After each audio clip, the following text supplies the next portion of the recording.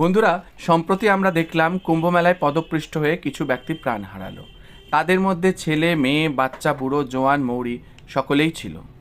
এত মহান জনসমারোহে এতগুলো মানুষ পদপৃষ্ঠ হয়ে মারা গেল, এটা একটা বিশাল বড় ঘটনা। এত বড় ঘটনার ছায়া থেকে রাজধানী দিল্লি সহ অন্যান্য শহরগুলি কি বাদ থাকবে? তাহলে কি চলে? তাই জন্য দিল্লিও দেখিয়ে দিল হাম কিসি সে কম নেহি। আর তার পাশাপাশিই চলছে আমাদের অতি পরিচিত আসানসোল। এই আর কিছুক্ষণ মাত্র, খবর পেলেন বলে খুব শিগগিরই সুখবরটা শুনতে পাবেন। এখন বিচার্য বিষয় এটাই যে দোষ কার বা দোষী কারা। এত বড় যে একটা জনসমারোহ কুম্ভ মেলা, তাতে তো লোক যাবেই। এই যে বিশাল যে জমায়েত, সেটা প্রায় 40 থেকে 100 কোটির মধ্যে হবে। সেটা তো সরকার ঠিক করেই নিয়েছিল, সেটা সরকার একটা অনুমান করেই নিয়েছিল। তাহলে কেন আরও বেশি বেশি করে ট্রেন, আরও বেশি বেশি করে থাকবার জায়গা, আরও বেশি বেশি করে সিকিউরিটির ব্যবস্থা সরকার করলো না? যে লোকগুলো পদপৃষ্ট হলো, তারা তো রাত্রের ঘুমটি কেবলমাত্র গঙ্গার পাড়ে নিরালা খোলা জায়গাতে খোলা আকাশের নিচে ঘুমোচ্ছিল, আর তোমরা তাদের ওপর গিয়ে পাড়িয়ে দিলে। আর পুলিশ এগুলো নির্বাক দর্শক হয়ে দেখলো? বা দিল্লি স্টেশনে যদি লাইন করে যদি ট্রেনে তোলানোর ব্যবস্থা থাকতো, তাহলে তো এই ঘটনাটি ঘটতো না, তাই না? পুরো ব্যাপারটা কিন্তু এরকম নয়।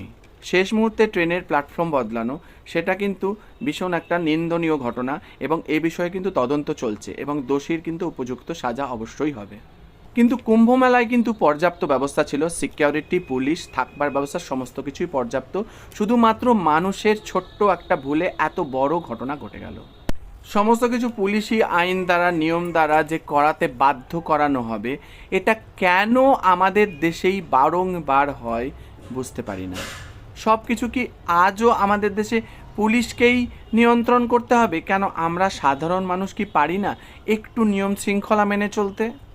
পুলিশ কিন্তু রাত্রেবেলায় বারবার অ্যানাউন্স করেছিল যে আপনারা ঘাটের রাস্তায় ঘুমোবেন না, আপনারা উঠুন, আপনারা এখান থেকে অন্য জায়গায় চলে যান বা স্নান করে আপনারা আপনাদের গন্তব্যে চলে যান।